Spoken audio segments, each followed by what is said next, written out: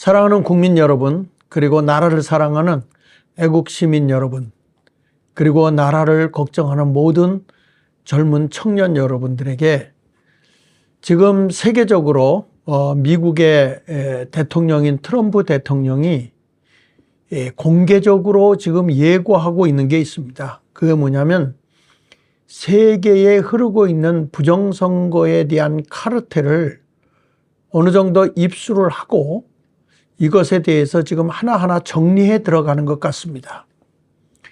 그래서 저는 이번에 미국에서 도둑맞은 선거 또는 부정선거에 대해서 스톨런 일렉션이라고 하는 그 책자가 나왔는데 그 책을 중심으로 해서 이 트럼프 대통령의 공개적인 예고에 대한 내용을 가지고 오늘 강의를 좀 하도록 하겠습니다. 여러분, 지금 우리나라도 대한민국도 사실은 정상적으로 저런 좋은 지도자들이 뽑히질 않고 생각지도 않은 정말 정상적인 우리 국민이라고 한다면 뽑을 수 없는 사람들도 국회의원으로 또는 이 대통령으로 이런 선거가 치루어지지 않았나 이런 의심을 하지 않을 수가 없습니다. 그래서 지금 일어나고 있는 일들을 우리가 살펴보면서 이 트럼프 대통령이 지금 공개적으로 예고하고 있는 이 부정선거에 대해서 얘기를 하도록 하겠습니다. 트럼프 대통령이 12월 14일 날 그 백악관 성탄절 립세션에서 그 연설을 했습니다. 이때에 2020년 대통령 선거는 부정선거였다. 이 크리스마스 메시지를 하는데 지금 2020년도 당신이 대통령 떨어졌을 때를 얘기하는 거죠. 그때는 부정선거였다고 말하면서 앞으로 이 부정선거에 대해서는 한 대의 트럭 분량의 그 내용을 가지고 그 증거물을 공개하겠다. 이렇게까지 말씀을 했어요. 그러면서 그가 한 말씀에 보면 여기에 이렇게 그가 말을 했어요. 지금 우리 글로 이렇게 번역을 하면 우리는 모든 증거, 모든 자료들을 다 갖고 있다. 그것들이 공개되는 것을 볼 것이고 트럭 한 대 분량의 증거들이 공개될 것이다. 정말 대단한 말을 했죠. 그러면서 트럼프는 그 프로페셔널 선거를 속였다. 매우 은밀하고 정교한 방식으로 속였다. 이렇게 말을 했어요. 그러면서 여기 보면 그 트럼프 대통령은 앞으로 몇 달 안에 이 증거를 공개할 거라고 말한 적이 있는데 최근에 그 마이크 린델 그리고 알렉스 존스가 운영하고 있는 그 팟캐스트에 나와서 트럼프 대통령이 1월 달에 이 증거를 곧 공개할 수 있을 것이라고 그렇게 주장을 했어요. 그러니까 이분들이 지금 한 얘기죠. 마이클 린델이나 알렉스 존스가 운영하고 있는 팟캐스트에 나와서 앞으로 이 부정선거에 대해서 트럼프 대통령께서 1월 달 안에 이것을 증거하지 않을까 이런 말을 했거든요. 자, 이런 것을 보게 되면은 그 앞으로 이제 이 부정선거는 분명히 밝혀질 거라고 저는 생각을 해요. 심지어 2020년 대통령 선거와 2022년 우리 미국의 중간 선거 결과도 실제적으로는 공화당이 승리했는데 전국적으로 65% 유권자가 공화당을 찍었다. 이렇게 주장을 했어요. 그럼에도 불구하고 졌다는 게 이게 말이 되느냐. 이제 이런 얘기를 하고 있는 것이죠. 그러면서 그는 이런 얘기를 했습니다. 트럼프 대통령이 부정선거에 대해서 척결 의지를 밝히면서 그 트럼프 대통령은 지난 그 11월 24일 그의 그 SNS 트러스 소셜에서 메시지를 올렸거든요. 바로 여기에 나와 있는 메시지인데요. 그 트럼프 대통령이 SNS에 올린 유튜브 내용은 바로 이 도둑맞은 선거, 이 책에 대한 내용이었는데, 이제 거기에서 대답을 하면서 이렇게 얘기를 하지요. 두 사람이 직접 미국 선거가 어떻게 해서 부정선거가 되었느냐, 그런 거에 대해서 역사적 과정을 설명했는데 그 내용이 상당히 충격적으로 다가왔다, 이렇게 얘기를 하고 있어요.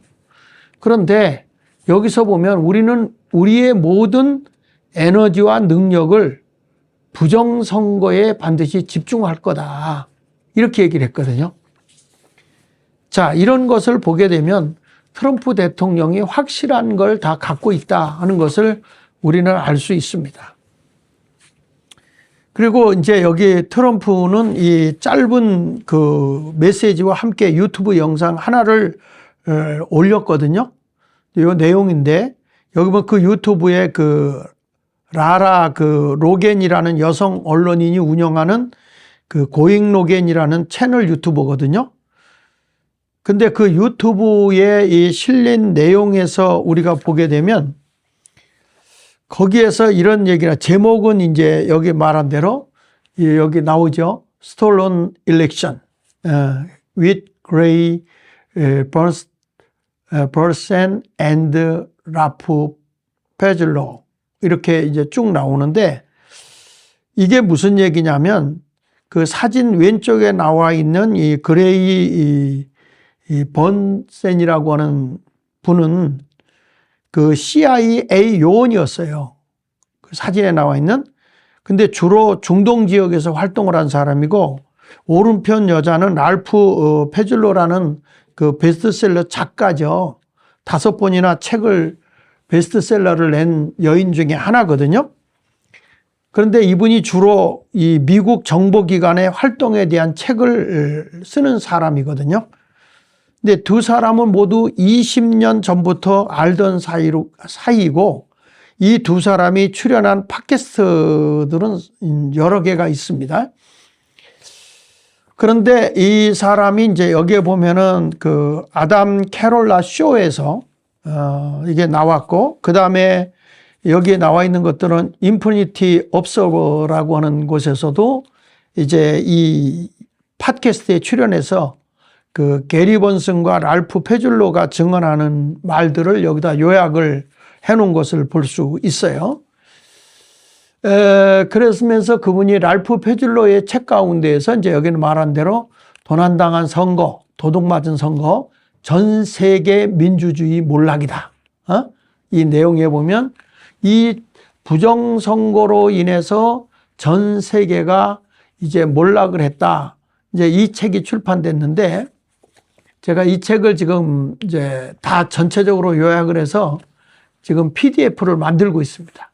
이 책이 나오게 되면 한 번 더 제가 미국에서, 아니 전 세계에서 일어나고 있는 이 부정선거에 대한 이야기를 여러분들에게 한번 이 책의 내용을 소개하면서 하도록 하겠습니다. 자, 그러면서 이 트럼프 대통령이 그 SNS에 올린 그 유튜브 내용은 바로 이 책의 내용을 소개하는 그런 대담인데, 이 두 사람이 직접 미국의 선거가 어떻게 해서 부정선거가 되었는지에 대한 그 역사적 과정을 자세하게 설명을 하고 있습니다. 내용이 아주 충격적이고 그 내용을 좀 내가 소개를 좀 하도록 하죠. 여기 보면 이게 이제 시작이 어떻게 되냐면, 쿠바의 카스트로 대통령에 의해서부터 이 부정선거가 시작되게 되는데, 2019년도에 CIA 정보요원이었던 두 사람이 그 베네수엘라 정부의 마약 유통과 현금 세탁에 대해 조사를 하다가 우연히 미국 선거에 영향을 주는 엄청난 음모를 발견하게 됩니다. 근데 그 사건의 시작은 누구로부터 시작하냐면 쿠바의 카스트로 대통령입니다. 이 쿠바의 카스트로와 그 베네수엘라의 그 차베스 대통령은 그 마치 아버지와 아들과 같은 관계를 유지할 정도로 아주 가까운 사이였다고 그래요. 그런데 차베스가 1992년에 쿠데타에 실패했을 때 바로 그가 쿠바로 데리고 가서 멘토가 되어줬고, 결국에는 이 카스트로에 의해서 차베스가 1999년도에 결국 베네수엘라에서 권력을 장악하게 됩니다. 그러니까 이 베네수엘라의 권력을 장악한 것은 다른 사람 아닌 바로 이 쿠바의 카스트로의 영향이 굉장히 컸던 것이죠. 그래서 이 카스트로는 일찍이 그 차베스에게 뭘 가르쳤냐면 이 전자투표 시스템에 대한 얘기를 합니다. 이 전자투표 소프트웨어를 개발해서 네가 잘 이걸 사용하게 되면 얼마든지 선거를 조작할 수 있고 그 선거에서 반드시 너는 이길 수 있다. 이것을 가르쳐 주게 됩니다. 그래서 이 차베스가 시몬 그 볼리버 유니버시티, 그러니까 베네수엘라의 MIT 공대에 해당하는 그런 대학인데, 거기서 컴퓨터 프로그래밍 전문가 3사람을 섭외하게 됩니다. 그 사람이 누구냐면 안토니오 무이카하고 로저 피냐테, 그 다음에 알프레도 안졸로라고 하는 이런 3사람을 섭외를 하게 됩니다. 여기 사진에 나와 있는 것처럼. 이 사람들에게 2014년도에 이 베네수엘라의 차베스 대통령이 이 지금 그 국민 소환령을 결정하는 투표를 하게 되어 있었거든요. 근데 당시에 차베스가 선거에서 상당히 불리한 상황이었다고 합니다. 그래서 이 선거에서 지게 되면 대통령 자리에서 물러나야 하는 그런 급박한 상황이 되었는데, 이 전자투표를 통해서 얼마든지 조작이 가능하다는 말을 듣고서 이 3사람에게 전자투표 프로그램을 만들라고 지시를 하게 됩니다. 그래서 이태리에 가서 화면 터치 복권 기계를 대량으로 구입을 해오게 되고, 그 기계에 전자투표 프로그램을 심어서 투표 기계를 만듭니다. 그래서 이 차베스는 이 전자투표 프로그램을 사용해서 결국에는 선거에 승리하죠. 그래서 이 차베스가 선거에서 승리하고 난 뒤에 이 3사람을 불러서 그 엔지니어 각 사람마다 한 사람씩 $200만 주고 이 프로그램을 더욱 완벽하게 만들어라, 이렇게 지시를 하게 됩니다. 그래서 결국에 가서는 전자투표기의 보급이 중미, 그 다음에 남미의 좌파 정부가 등장하는데 아주 큰 공헌을 하게 되죠. 그러니까 이 전자투표 시스템을 통해서 남미와 그 다른 나라까지 공급한 결과가 결국에는 좌파 정부가 선거에서 승리하게끔 도와주는 역할을 하게 된 겁니다. 그러니까 그동안에 무슨 뭐 진지전을 구축하고 뭐 기동전을 하고 하는 이런 것들 없이 전자투표기 하나로 전산 조작을 통해서 좌파 정부가 이제 이 중미나 남미 이런 데까지도 다 장악을 하게 됐다 하는 것이죠. 그래서 여기 보면은 그 전자투표로 인해서 좌파 정부가 들어선 그 남미 볼리비아의 모랄레스 대통령, 또 그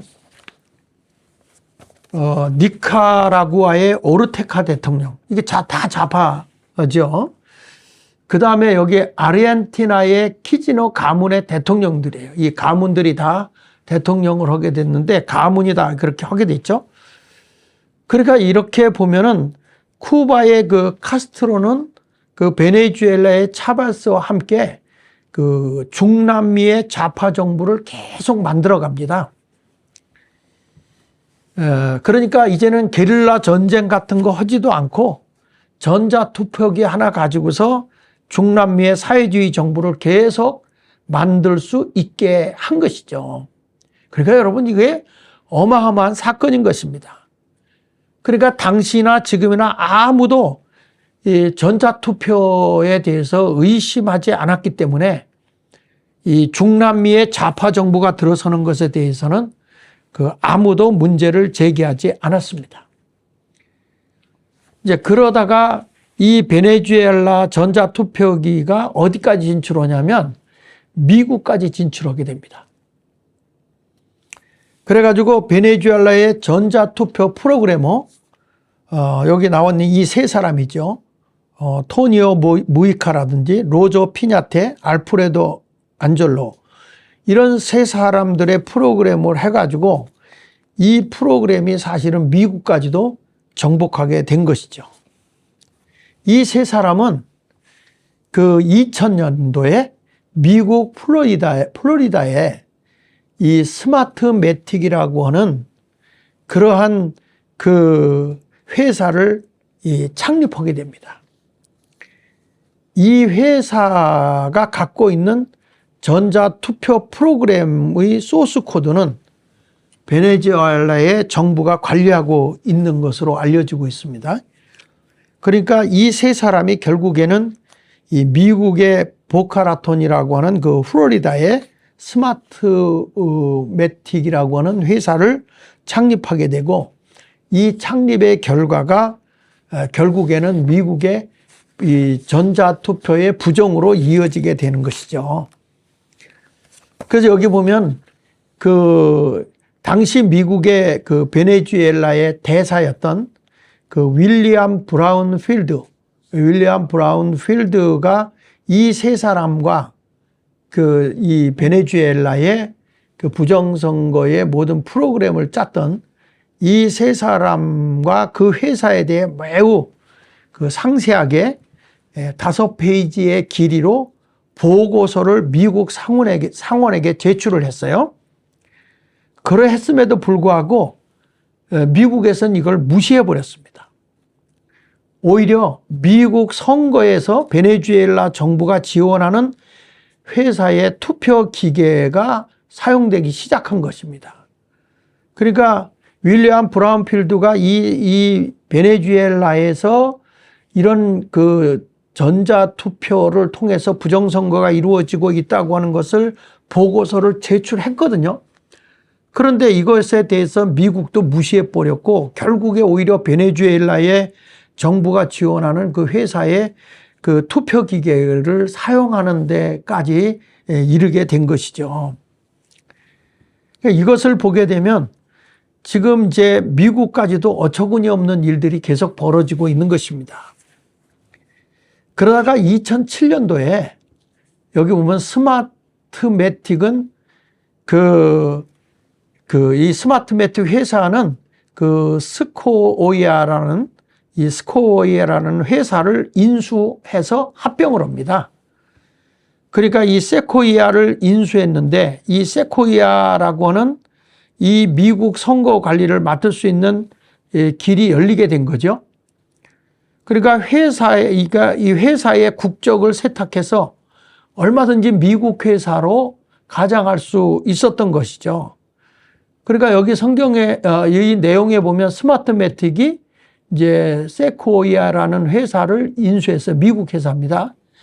이 회사를 인수해 가지고 이제 그 스마트 그 매틱의 그 투표 기계를 도입하는 그런 계기가 이루어지게 된 것입니다. 이 내용을 보고받은 사람이 있죠. 그게 누구냐면, 그게 이제 그 아놀드 스왈츠네거가 주지사 시절에, 이 주지사 시절에 그 스마트 매틱에 대해서 보고를 받습니다. 이 기계를 지금 그 도입하자고 하는 그런 이야기를 듣지만, 그 도입할 때 미국의 그 MIT하고 버클리 대학의 컴퓨터 전문가들이 이 기계와 프로그램을 점검합니다. 그래서 그 점검한 결과가 어떻게 나왔냐면, 이 프로그램은 선거 결과 조작이 가능하기 때문에 부적절하다, 이렇게 평가를 내려요. 이 프로그램 안에는 너무 많은 백도어가 있다는 것을 발견하게 됩니다. 그러니까 모든 것을 뒤에서 조작할 수 있다는 걸 알게 되고, 그걸 인해서 이제 그 아놀드 슈왈제네거 주지사가 이것을 거절하게 된 것입니다. 그러다가 2011년도에 그 제리 브라운 그 캘리포니아 주지사 때 이 투표기 스마트 매트 투표기를 도입을 하더라고요. 그래서 이거를 가지고 선거에 사용하게 된 거죠. 자, 이렇게 하다 보니까 지금 이 제리 브라운 주지사 때 이 스마트 매틱 얼마든지 전산을 조작해서 투표할 수 있는 이런 기기를 도입을 하게 됩니다. 그러다가 2009년 스마트 매틱은 그 세코이아를 캐나다 회사인 도미니언이라는 회사에 팔고 그 회사와 합병을 합니다. 그래가지고 2012년도에 이 두 회사는 다시 분리를 해요. 참 희한하죠. 다시 팔았다가 합쳤다가 다시 분리를 하고, 그래서 각각 또 영업을 하다가 회사는 분리됐는데 기계와 소프트웨어는 같아요.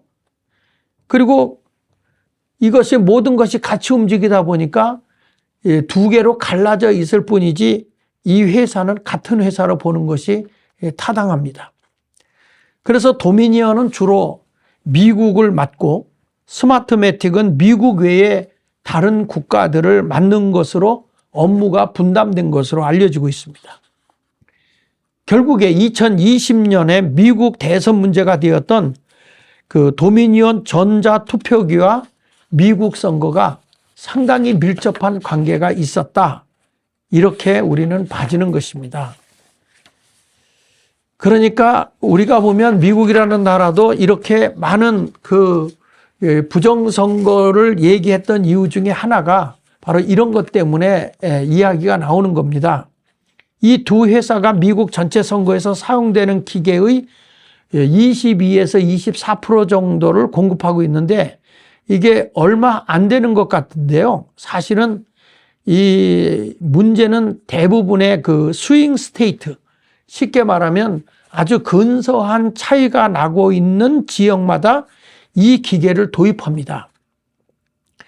그래서 매번 선거 때마다 공화당하고 민주당이 그 엎치락 뒤치락 하면서 전체 선거의 향방을 결정해 주는 주들이 있거든요.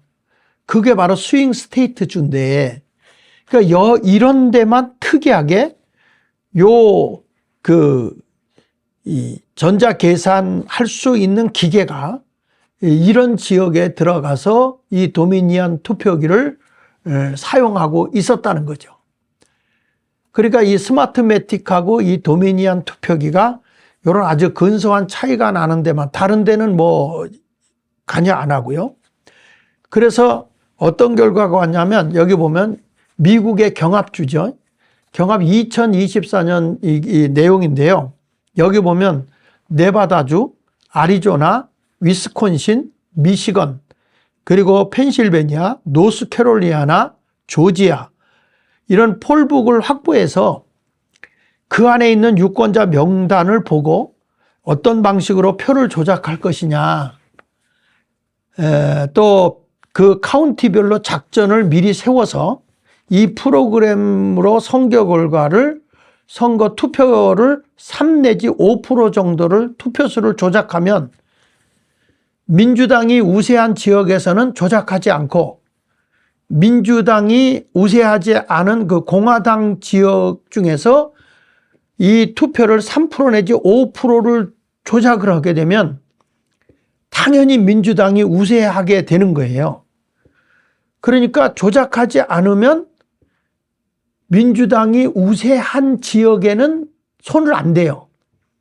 그러나 지금 이 3 내지 5% 조작을 하는 데는 공화당이 앞서고 있는 지역에 손을 댄다는 것이죠. 그래서 결국에 그런 지역들만 골라내서 그 지역의 선거 결과를 이렇게 조작해내는 이런 일들을 해나가는 거죠. 특별히 이 미국이라는 나라는 그 선거인단에 투표해가지고 나면 선거인단이 몰빵으로 다 가져가잖아요. 민주당이면 민주당 선거인단을 통째로 가져가니까 그 지역에서는 공화당의 선거인단이 없는 거잖아요. 그러니까 대통령 선거를 할 수가 없는 거예요. 공화당은 지면은. 그러니까 이런 것 때문에 역시 미국의 민주당이 이 부정선거를 통해서 트럼프를 떨어뜨렸다. 그래서 트럼프 대통령이 부정선거다라고 주장을 했던 것 중에 하나입니다. 여러분 어떻습니까? 제가 여기까지만 오늘은 제가 강의를 하고 다음 시간에 이어서 내가 해줄 텐데, 지금 이렇게 지금 전자투표라고 하는 이 도미니안 그리고 이 스마트매틱 요 투표기를 사용해 가지고 얼마든지 조작을 하게끔 만들었기 때문에 지금 이게 남의 나라 얘기가 아니고 우리 대한민국도 굉장히 심각하게 이 문제를 짚지 않으면 안 되는 것입니다. 그러니까 윤석열 대통령이 비상계엄까지 해가면서 선거관리위원회를 조사했지만 지금도 그 내용에 대해서는 전혀 이야기를 하지 않고 내란이니 어쩌니 이런 얘기만 하지 부정선거에 대한 얘기는 하나도 나오질 않고 있지 않습니까? 그래서 이런 것들이 앞으로 이게 그냥 우리나라의 문제만이 아니라 세계적인 문제로 이게 되어져 있기 때문에 아마 미국을 중심으로 해서 전체적으로 이 문제는 다뤄질 거다 이렇게 생각을 하게 됩니다. 여러분 다음 시간을 기대하시고요. 오늘은 여기까지 이 부정선거의 시발점, 미국에서 일어나고 있는 것들 이런 내용을 근거로 해서 여러분들에게 말씀드렸습니다. 대단히 감사합니다. 구독, 좋아요, 댓글 함께 해주시기 바랍니다. 감사합니다.